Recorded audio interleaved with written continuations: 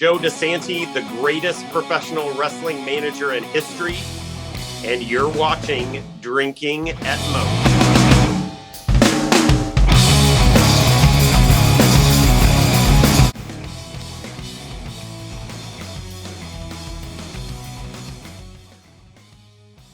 All right, everybody, welcome Drinking at Mo. Your host here, Big Mo. If you're watching YouTube, the YouTube version of this, like, subscribe.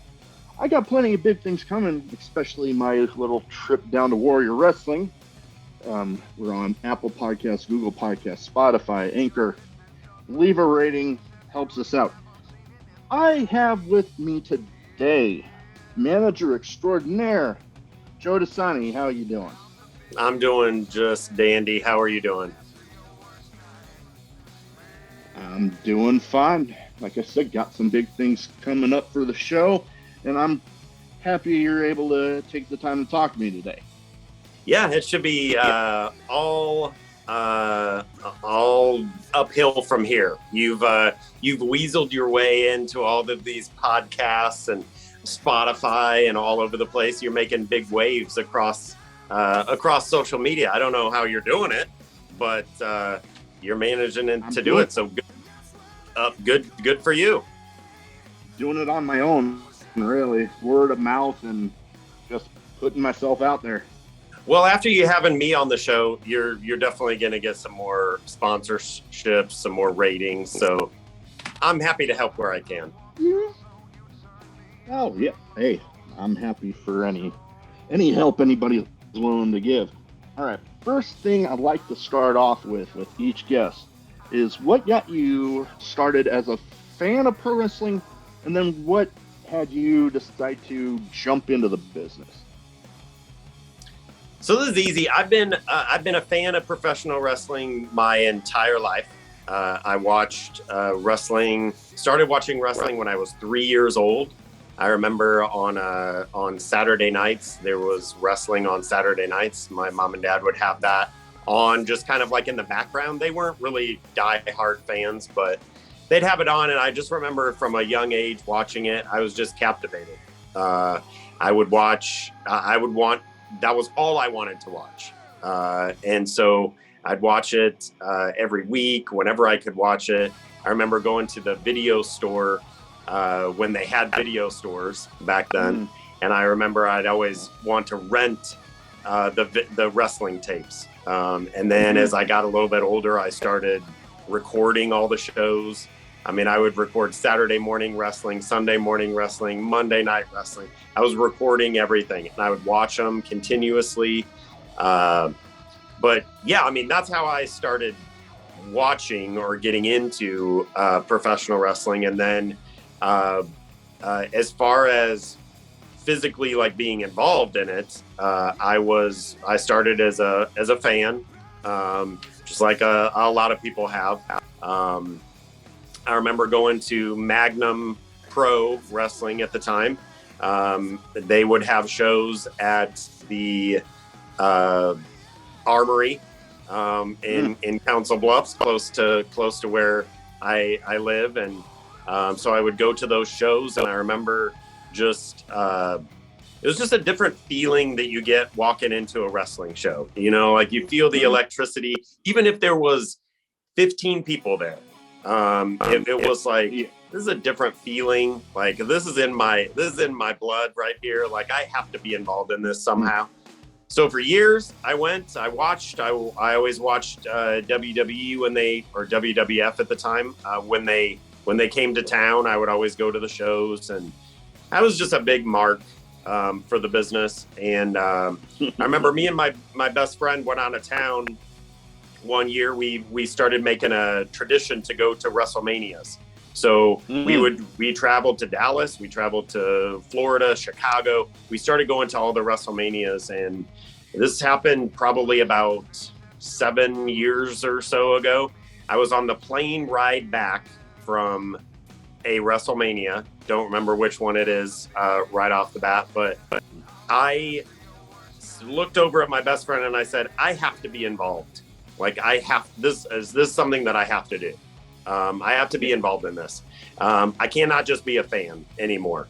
And so I contacted the powers that be at Magnum Pro, which was my favorite local company at the time. And I was like, I have to be a part of this. Nate Blodgett, Jason Strife, I contacted him and I said, I don't care what I have to do. I'll set up the ring. I'll be a referee. I'll be an announcer. I don't care what I have to do, but I have to be a part of it. And he was gracious enough. He knew me from the shows, from going to the shows. And so he kind of already knew who I was. And he was gracious enough to give me an opportunity to be the ring announcer at a Magnum Pro. And I had had some previous experience ring announcing and, emceeing different events and shows and stuff. So that was nothing new to me. So I jumped at that chance, and that's how I became involved. I became the ring announcer for Magnum Pro Wrestling, and the rest, we say, is history. I was going to say that was where I got introduced to you, was when you first came in as a ring announcer, and then you had, I believe you had a match against Devin Thomas. Correct. Which I won, by the way. Kind of transitioned into yes, you did. I remember that one. And then you kind of transitioned into managing. Was that kind of an easy transition, or how was that transition? Let's face it, nothing is difficult for me. It's easy. This is easy stuff. I have the mind of a manager. My mind is with professional wrestling. I know the business. I feel like a lot of times people look at referees or managers or announcers, and they're like, yeah, they don't know as much as the wrestlers because they're not in the ring every night and doing that. I would agree a little bit. However, you don't need to be a professional wrestler to understand the business. I feel like I have a good psychology of the business. I have a good understanding of the business. I was always very just natural at promos and on the mic and everything. That just was something easy for me. And so making the transition, the idea was always to be a manager. That's what I wanted to be. Initially, during my younger days, I wanted to be a wrestler. I have some factors that played into that prevented that. I have a pretty messed up back and some other health problems at the time that prevented me from doing that. But it was the idea to always be a manager. And I always wanted to be a heel manager. That was the dream. If I couldn't be a wrestler, I wanted to be a manager. So it was kind of like me getting my foot in the door as an announcer, seeing what I can do, how I can get involved in the storylines, what I can do to progress in that role. And then finally, after I was there, I think it was a little over 2 years or so, maybe a year and a half or so. And I was like, hey, I'm ready to do something else. I want to get out of this announcing role, put me into a manager role. And it was kind of, Strife was at the time, he was a little leery about doing it. He was like, you're a face, a baby face announcer. You get a good pop now. The fans know who you are when you go out there. I don't really know if they're going to buy it. You as a heel, if you have this character change, what's the purpose behind it? Why is this happening all of a sudden? And, I think relentlessly asking him, and finally one day he's like, okay, we'll give it a shot. But if it doesn't work, you're going back to announcing. And I said, all I need is one shot. All I need is one shot. I'll make it work. Trust me, I'll make it work.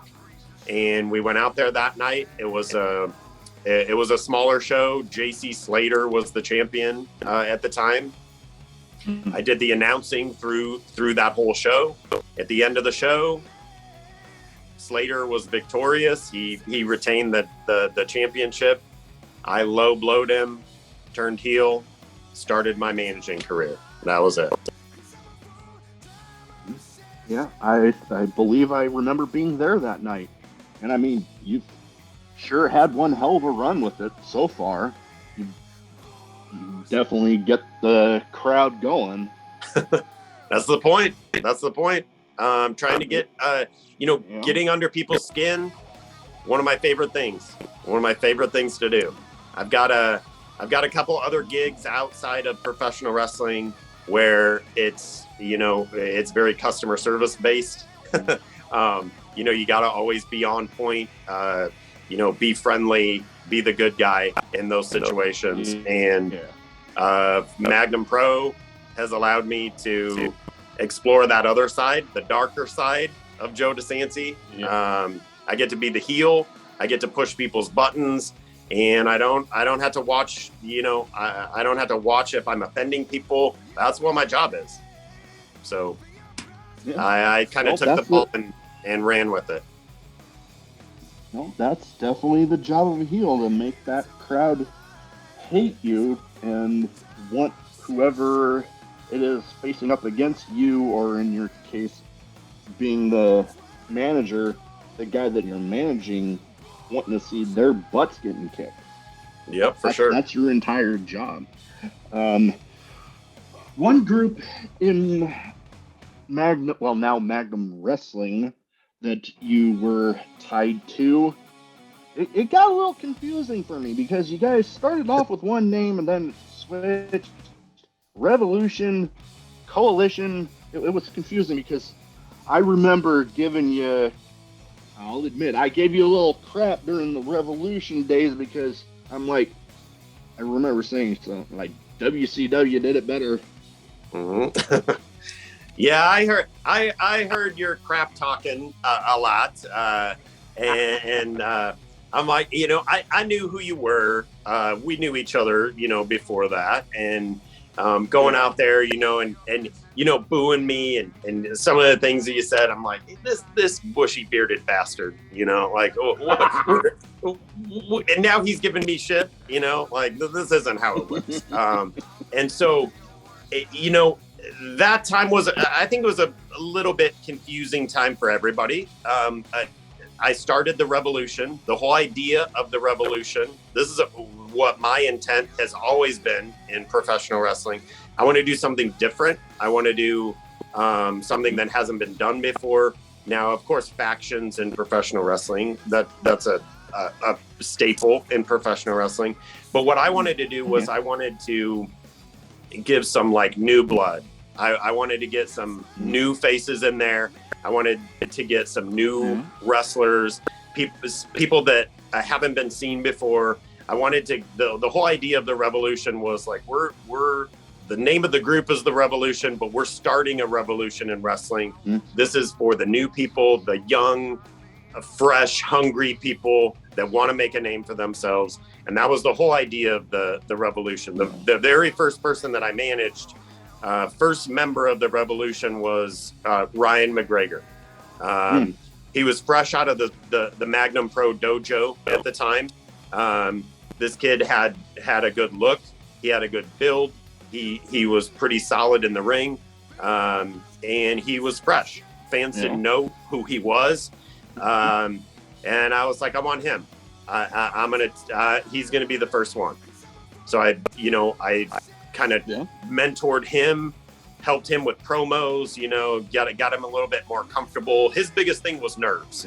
Going out there, he would, he had the tools, he just wasn't refined.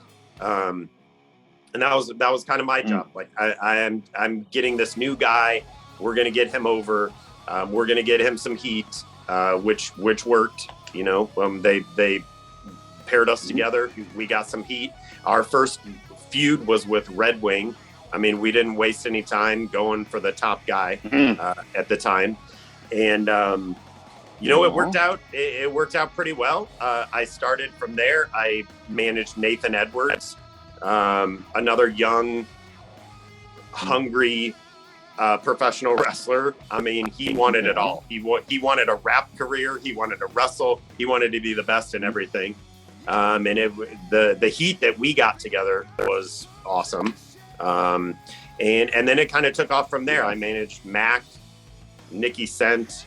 The part that got a little confusing was when we kind of got on a losing streak a little bit, and then Pat Powers joined the group.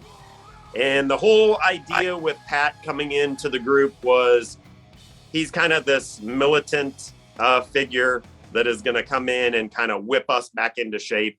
There was always a little heat between us because that was my group. Like that, the Revolution was my group, and now we got Pat Powers coming in here, and he's more or less taking over to kind of whip the group back into shape. And storyline wise, I didn't like that.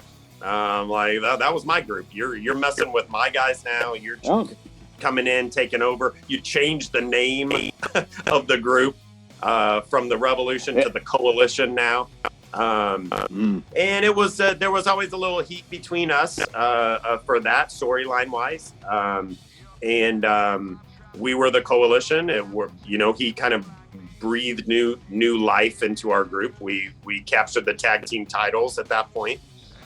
So then it was Pat Powers, Nikki Sent, Mac, Logan Uncaged. We were all in this group, the Coalition, Revolution, whatever you want to call it. It was Pat called it the Coalition. Whenever I spoke about it, I called it the Revolution. So we had that thing going on. It was kind of confusing for everybody because they were like, who are these guys? Are they the Coalition? Or are they the Revolution? Yeah. So that went on for a few months. Whoop. The whole thing went down. There we go. Let me get this. Damn. Everything went to hell. There we go. Just like the Coalition, everything fell apart. So Coalition, we lost the tag team championships after a while. Stuff with Pat kind of fell through. Pat ended up quitting at the time, left Magnum Wrestling, and then it was me with kind of to pick up the pieces. And I had Mac and Nikki Sent. By that time, we had kicked Logan out of the group, and from there, it kind of fizzled out a little bit. Nikki was ready to move on to bigger and better things. Mac ready kind of for a change. So we just kind of dissolved. The group from there. But talking about Mac, there is he, and he might give me some shit when I say this, but is his gear trying to be a direct rip off of Diesel? He's Mac is like Big Mac. He's like the Mac truck. So yeah, I mean, I think it's a direct. I don't want to say it necessarily it's a rip off, but I would more or less say it's a tribute. It's a tribute to Diesel. So yeah, for sure. I would say I think. For sure, his gear is inspired, by the Diesel character. He gets a lot of fake Diesel chants. We got a lot of heat for that. I've read a few. Yeah, I mean, that was what works. I mean, but the guy has talent. He's got size. He's got speed. He's definitely got power. He's got an awesome look. I don't know that I would have taken his character in that direction, because I think it's a too close of a correlation to Diesel. However, it's worked for him. He's getting bookings and a lot of other promotions and stuff. So, it totally works. It totally works for him. I will give him that. It definitely seems to be working for him. And, I can agree in a lot of ways. When he's in that ring, he is like a big fucking Mack truck running over people. So, I mean, I can't fault him for that. But like you said, for my taste, and it's just my taste, probably a little too close to the almost a copy of the Diesel character, but hey, it's working for him. I can't fault him there. You know, I think in professional wrestling, it's very hard to be original. I mean, professional wrestling's been around for hundreds of years. And we've seen storylines recycled over and over, you know, characters recycled over and over. You know, Bray Wyatt with the Wyatt family, that is awesome character. And people are like, oh, he's a direct ripoff of Waylon Mercy, you know, and stuff. And it's like, okay, well, yeah, maybe a little bit, but it's like there's more to the character than that. I think, you know, Mac sometimes doesn't get enough credit for, you know, being who he is. A lot of people just say like, oh, he's just a fake Diesel ripoff or whatever. I don't think so. I mean, the guy's got talent. The guy's got hunger for you know, to be better. And I just think that there's a lot of similarities. I mean, he came into the Magnum world of professional wrestling. He came into Magnum as Nikki Sent's bodyguard, which was exactly like Shawn Michaels bringing in Diesel with a bodyguard. And then it's pretty soon, it's like, okay, things progress a little bit. When are we going to see this guy in the ring? Okay, pretty soon he gets in the ring. And it's a lot of the similarities. So, you know, I think there's some similarities in their careers, but I don't think Mac gets enough credit for you know, his talent. Oh, You know, you have a very good point. I mean, he does have a lot of talent. He can sure as hell go. And, you know, he definitely deserves all the good he's got coming to him. He seems to be having a whole lot of success.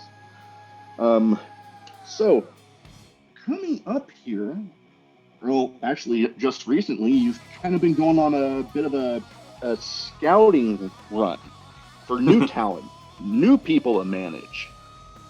Is there anybody in particular that you have an eye on? You know, I mean, everybody. Nobody is off limits at this point. I definitely am favoring a few people, but at this point, you know, nobody is off limits. I want to do something different. I want to have some fresh faces. Or at least if it's not a fresh face, at least give a fresh spin on someone. I've said for years, I want to manage JC Slater, but he's got to drop this good guy gimmick. Like I want to heel JC Slater. That's someone that I've wanted to work with. I've worked against him many times, but I think it would be fun to you know, kind of guide his career a little bit. But you know, I'm not going to name drop any names right now. Fans are going to just have to kind of have to tune in. I can tell you on March 28th at the Magnum show coming up this month, we have a Joe Desanti Scramble match, which I put together to kind of do some final scouting. It's been a couple months. I came back. Magnum took a break towards the end of the year last year, so we came back in January. I you know, came out to let everybody know Revolution might be dead, but I'm not going anywhere. I'm scouting talent. I've done that for the past couple months. I've even gone to different states to scout. So there's some big things in store. There's some good things in store. And I can guarantee you that whoever it ends up being, and it might be multiple people, we're gonna kind of shake things up a little bit. That's gonna be interesting. And yeah, you know, if it weren't for that little invite that I got, I guarantee that I'd be there watching, because that's gonna be a show you're not gonna want to miss. If you're in the Omaha area, you're gonna want to see it. Like, I mean, the Joe Desanti Scramble. You got, who else? You got Jamison McGregor and Brixton Nash versus two of my friends, Bo Gott and, well, Joseph Anderson, whatever the hell he's He'll be wanting to Joey go Anderson that night. See, the concept of this show is the multiverse. This is matchups that you aren't normally going to see. People that you don't normally see working together. It's kind of like we're taking this show into another universe, and you never know what's going to happen. I think they just announced Superfly is going to be coming back. So we haven't seen the man behind the mask in a while. So he'll be there that night too. Or like William Regal calls Excalibur, man with a mask. Yep. Yep. But do you know? Well, obviously you know who's going to be in it. You're gonna. I know you said you weren't really going to name drop a whole lot of people you had your eye on, but are you allowed to name drop some of the people going to be in that scramble? Nope. Nope. Not going to tell you that. You're going to have to wait and see, because I guarantee you there's going to be a couple people in there that you're not going to expect. So you're just going to have to tune in. People that don't live in Omaha, we hear all the time. We're hearing about these things. We're hearing about these matches and everything. Join us. Subscribe to us on Twitch.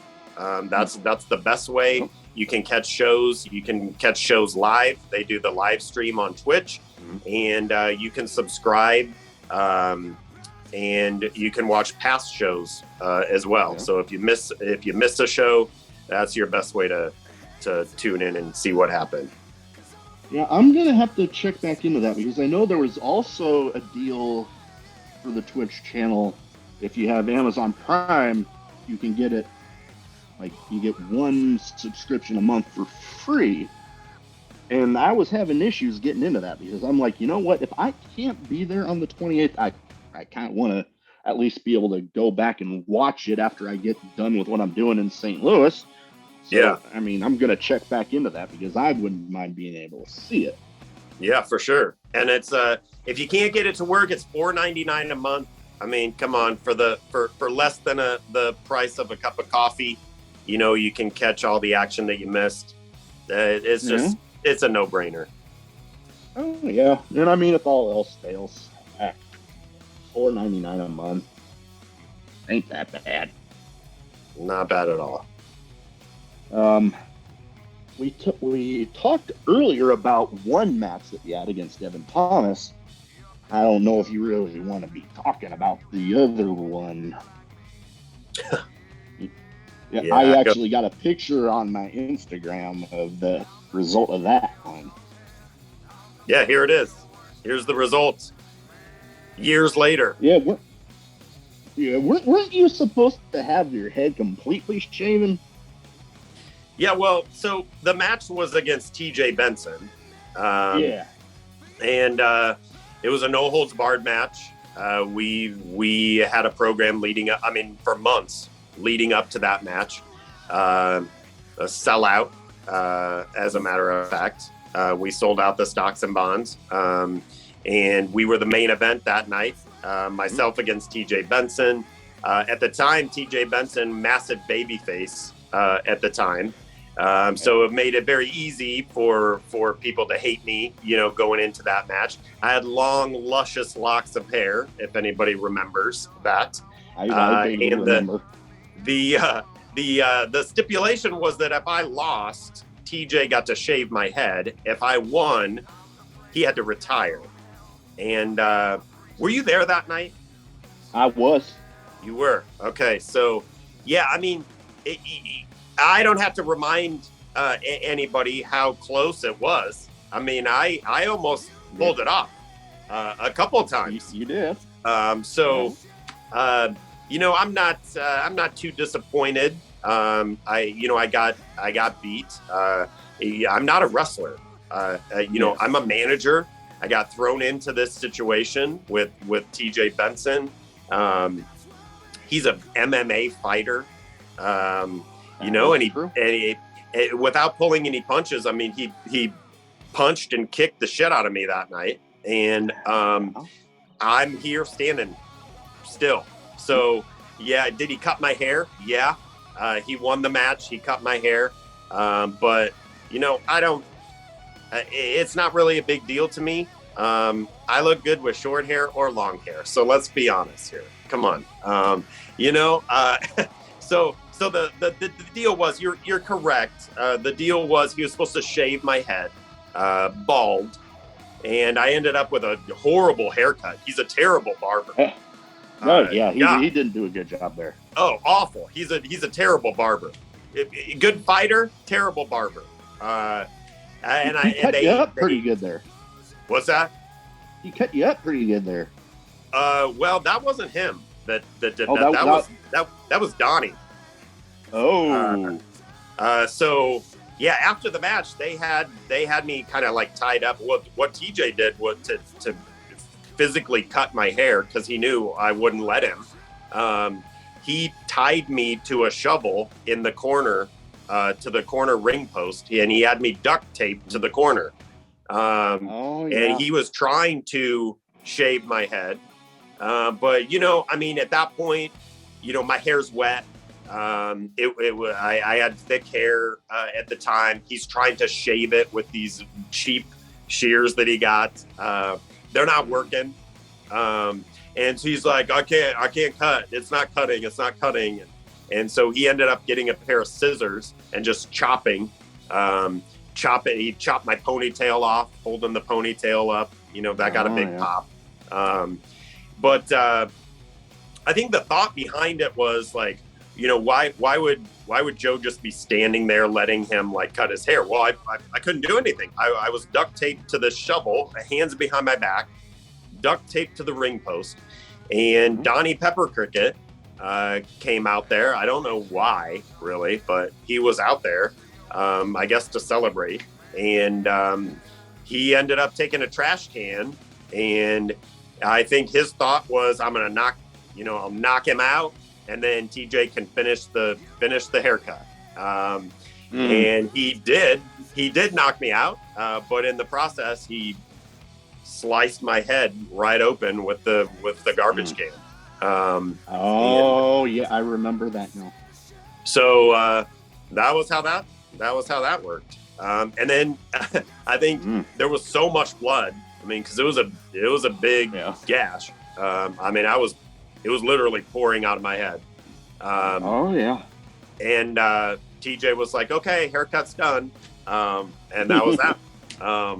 So then I was pretty much forced to cut the rest of my hair off after that because it was all chopped up anyway. So no, I do remember that now. Yeah, that definitely did not look pretty. Yep. Yeah, just super glue it shut. Oh boy. Yeah, no, that I was thinking that looked like it would take a little bit to close that one. Yeah, I got in the back, and Logan Uncaged, his wife is a nurse, and she was back there, and she's like, "Yeah, you got to get stitches," and I'm like, "I'm not doing stitches. It's 10 o'clock on a Saturday night. That's not how I want to spend my Saturday night. I want to go to the emergency room. Like, I just want to go home. Like, so she was helpful enough to clean it up and everything for me a little bit, and then I just went home and super glued it, and that was it. So damn. All right, well, you kind of mentioned a little bit ago about some things you have outside of wrestling. I like to, with most of my guests, try to talk about something outside of the business. You are pretty big in photography. Yeah. Talk a little bit about that. Yeah. So I own a concert review, and it's a concert and event review website. It's called the Review Junkie, and I go to concerts, I go to events, take photos, review the events, and that's kind of like my side hustle. So I've seen a lot of the pictures, and you do a really great job. Gotta admit. Thank you. Yeah, I should. I mean, I'm getting into some of these, higher profile, like music festivals, concerts, and stuff like that. And so, you got to be somewhat good at what you do to be able to do that. So, able to get invited to those things. Yeah, you definitely gotta know what you're doing, and you have been getting, like you said, into some pretty big events lately. Yeah, it's been fun. I was in Dallas for an EDM dance festival down there. And then I went from Dallas to Palm Beach, Florida, and covered a music festival down there. Super fun. And then next week I'm going to Palm Springs, California to cover another big music festival. So yeah, it's super fun. It's another kind of creative outlet for me. I work full time to be able to play part time. And that's kind of what I do with wrestling and photography. That's kind of my outlet. So it works pretty well. That's actually kind of the same deal I have with the show. I have my full-time job. I'll go into that a little off the recording, but I love the job, and it's allowing me time to get to the shows a little more frequently, talk to more wrestlers, and actually allowing me the chance to be able to afford to even go to St. Louis. Yeah, for sure. All right. One thing that I like to do to kind of round it off a little here, a little bit of a speed round. I name off some people, you give me your thoughts, and kind of like to tailor, words are hard, the people I list to the guests. And since you're a manager, I figure I'll list off a few managers here. Okay. First off, widely regarded as one of the best, each one of these guys is widely regarded as some of the best managers that there have ever been. But first off, the Weasel Bobby Heenan. Yeah, I'll say he was the greatest wrestling manager of all time, in my opinion. The guy had a knack for getting heat. He knew exactly what to do. I mean, this guy had the audience in the palm of his hand. He managed some of the greatest wrestlers of all time. He had the Heenan family. And that was a kind of what I wanted to emulate with the Revolution or whatever group I was going to create. I wanted it to kind of be that. I wanted to okay, I've got this guy doing this. I've got this guy doing this. He had tag teams. He had singles. And he was announcing. He was just like all over the place. And he was good at everything. He was just awesome at everything. The guy there's a famous picture of Bobby Heenan, and he was ringside at a match, and there's this one picture of him, and it's kind of like he's turned to the side and he's looking at the camera, and it was just like he could make a face, he could have an expression, point at the camera or whatever, and people would just lose it. They just hated him. But they loved to hate him. The Weasel thing. It was just like he just had those people in the palm of his hand. One of the greatest, I think the greatest wrestling manager of all time. It would be hard to argue that, for sure. All right, next on the list here, Paul Heyman. Paul Heyman, speed round, huh? I'd say probably one of the greatest talents on the microphone. I mean, the guy can deliver a promo like nobody's business. I mean, this guy is so good. Yeah. He can make magic out of nothing. Again, closely aligned with Brock Lesnar, of course, for a lot of his career. Roman Reigns now, of course. So newer fans, I think, know Paul Heyman as like the advocate, the manager for these current guys. But looking back, like in history, we can't forget Paul Heyman, such an innovator of wrestling. I mean, ECW, later becoming a writer for WWE, WWF. Mm-hmm. I mean, the guy has a brilliant mind for the business, and I think he just knows what he's doing. I know for a short time, not too long ago, he was part of the SmackDown writing team or something. Not too long ago. I think it was like head writer or something. Yeah, and it didn't last very long. It was like, we're making Paul Heyman, writer or whatever, and it lasted, I don't know, like 2 months or something. And then it was like, oh, he's not doing that anymore. And the only thing that I could think of is why? Why is he not doing it anymore? I mean, like, the guy is a genius. So, I mean, I don't know. I think he'll go down as one of the most innovative minds in professional wrestling, in my opinion. That it was not an actual wrestler. I can definitely agree. There's a reason they called him the evil genius. That's right. All right, next off, a guy that, for a while they're kind of polarizing in the business, but seems to be doing rather well for himself with his own podcast, 83 Weeks, Eric Bischoff. Eric Bischoff. It's not a secret to people that know me in regards to wrestling. I'm a WWE guy. I was raised on WWF. I'm a total WWE guy. I'm very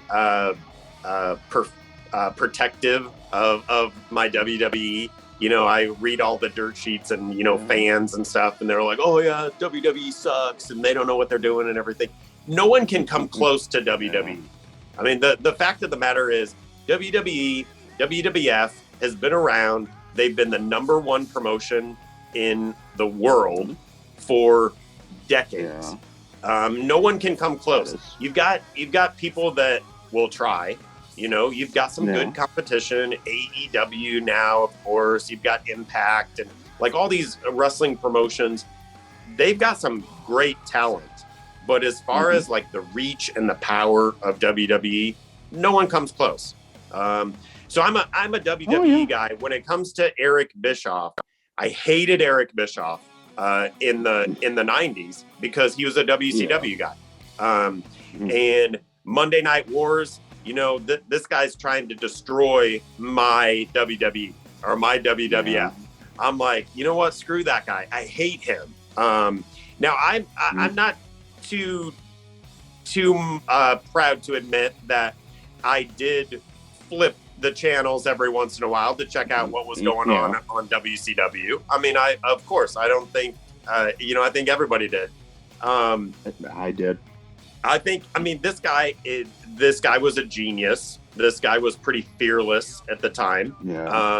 But I will give him credit. Like this guy was put into a position and it was his job to get ratings, to take WCW to a whole other level. And he did exactly that. Some of his ideas, of course, like, bringing in Scott Hall, Kevin Nash, starting the NWO. I mean, this was like unheard of. Giving away the finishes to matches that were going to happen on WWF. I mean, this had never been done before. This guy was ruthless. He was cunning. He had a great mind for the business. I think he still does. I wish actually that he would be a little bit more involved. I could see him in a writing capacity at some place. But I liked him more as the years went by because I gained a little bit more respect for what he did at the time, but I hated him in the 90s because he was trying to destroy WWE. Oh, yeah. Nope. I was right there along with you. Definitely more of a WWE guy, and, you know, he definitely made a run of it. And like you said, with the WWE, they've been on top for, ever. And, some people come close, but I mean, with the reach they have of the network, the whole deal with Peacock, I mean, they got a reach that, people are definitely going to have to put their work in to try to even come close to matching it. Yeah. I mean, think about what they're faced with. This is what I say, like, to critics of WWE.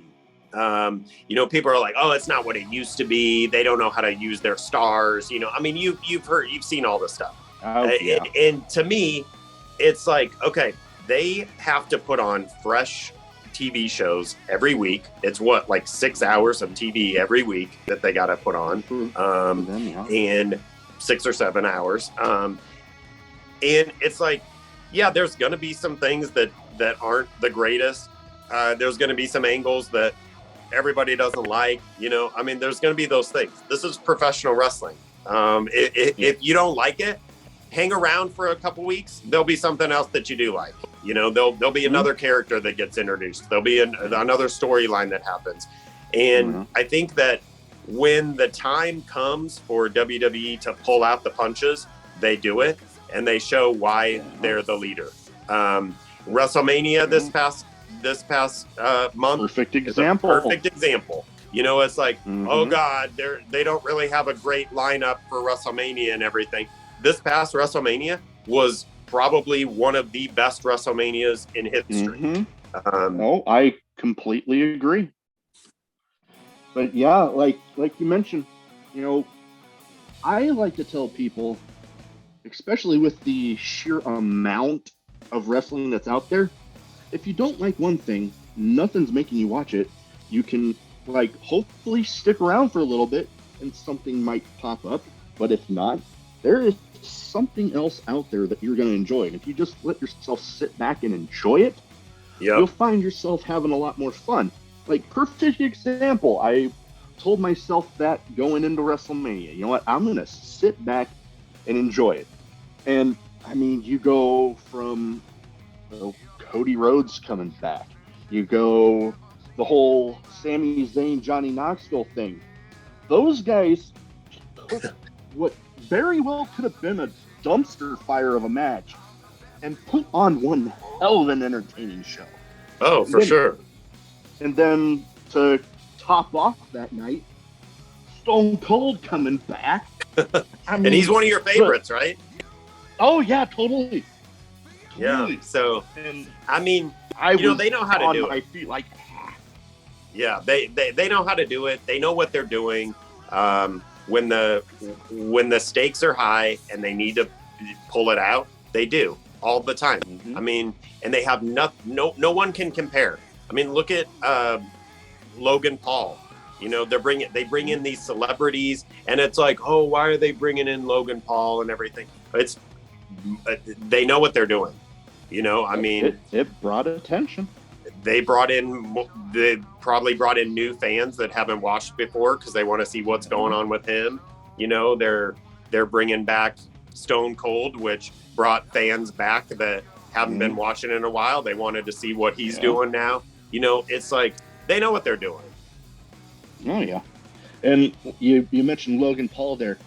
I was a little skeptical going in, I'll admit, but I mean, I'll give it to him. Him and The Miz in that match, they impressed me. Yeah, I'll say it. Yeah, I mean, he trained. He obviously trained a lot beforehand. He was doing some high fly moves. I mean, like, the kid had it together. He looked good. He's got a good look. He's definitely an athlete. Whether you want to agree with his boxing career or not, you know, however that is. But I mean, the kid is an athlete.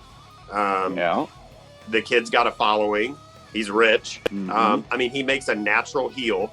You know who did you happen to catch the pre-show with his brother on the pre-show? His brother, wow. I mean, I'm like, put that kid in there. That kid is a natural heel. He was definitely getting people going as they were walking by there. Man, that's I don't think we've seen the last of the Paul brothers. I would be highly surprised if we saw the last of them. That's for sure. All right, so last one here, a guy that's definitely caused a little bit of controversy the last year or so, but widely regarded as one of the best in the pro wrestling managing game, Jim Cornette. Jim Cornette. Okay, so I love him. I love Jim Cornette. Again, he's got the mind. He's got the mind for professional wrestling. It's an old school mind. I mean, he's definitely old school, which actually I really appreciate that. I'm very much old school when it comes to professional wrestling. I don't like. That's why you don't see me, before the shows, after the shows, hanging out in the crowd and stuff like that. That's a very real thing to me. It's like I've got a character that I've got to live up to. I'm not going to go bullshit with the fans afterwards, you're not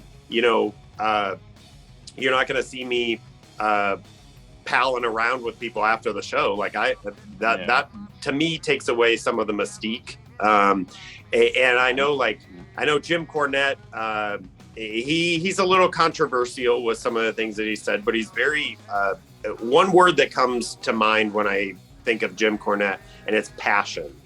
I mean, that dude is passionate about wrestling.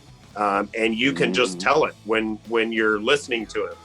He has his podcast and everything. I'm just listening to him talk about it. He just gets so worked up and so into it, and he's just so passionate about it. And it's he gets mad because he's like, why the hell are they doing this? They should be doing it this way. And he disagrees with a lot of people, but it's because he cares. He wants it to be a certain way. He misses the old days. He wants it to have that mystique, and I actually had the chance when I was fighting Devin Thomas before our match.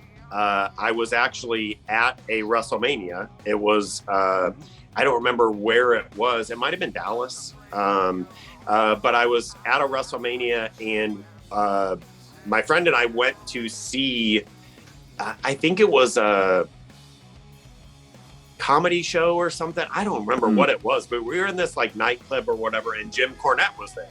And I remember going up to Jim Cornette, and I said, hey, I try not to be a big, too big of a mark when I meet really famous people. And so I'm like, hey, you know what? You're awesome. You're totally old school. I love it. I love what you've done. I followed your career. I'm wondering if you can do me a favor. I'm having this match. I'm a manager, or at the time I was an announcer. But I said, I'm an announcer. Yeah. I'm having this match against this guy named Devin Thomas. He's the champion and all this stuff. And I said, would you cut a promo for me for that match? Could I stand with you and we cut a promo? And he's like, absolutely, get in here or whatever. And puts his arm around me or whatever. And my friend films this promo. And he cuts a promo on Devin Thomas. As Jim Cornette. I remember that. And he cuts this promo on Devin Thomas. And I was just like, man, I'm like, that was so cool of him to do. He didn't have to do that. And that was so cool. I'll always remember that. And the other person, and it was at a fan fest. And I just was trying to do whatever I could to get attention to that match. And it was Badass Billy Gunn. I remember that video. Billy Gunn, same thing. He cut a promo with me. I even offered him, I said, hey, I'll pay you if you cut this promo with me. Cut this promo on Devin Thomas. And he's like, no, man. He's like, you don't have to pay me. Come on in here or whatever. And shook my hand. He cuts this promo. Afterwards, he's like, was that okay? Super cool, and I have those videos, those two of my favorite videos of all time. And I'll never forget that because, it's people like that can show you, they might have been a heel at some point in their career. I mean, I'm a big heel right now, but it's like going out of your way to do something for somebody, like that. That was really cool to me. And I'll never forget that. But yeah, Jim Cornett, he one of my favorites. He's definitely up there on the list of my favorite managers because, I mean, you can't think of wrestling managers without thinking of, well, the first and the last guy that was on the list, Bobby Heenan and Jim Cornette. Two of the guys that you think of wrestling managers, those two are on everybody's list. Yeah, for sure. All right, so that's about all I have. I want to give you a chance to, well, you got the Multiverse show. You got anything else you want to plug? And where can people find you on the social medias? Well, I'm on Facebook. Just my name, Joe Desanti. You can. I would rather have people follow Magnum Wrestling. That's where you can keep up with everything that I'm doing with Magnum.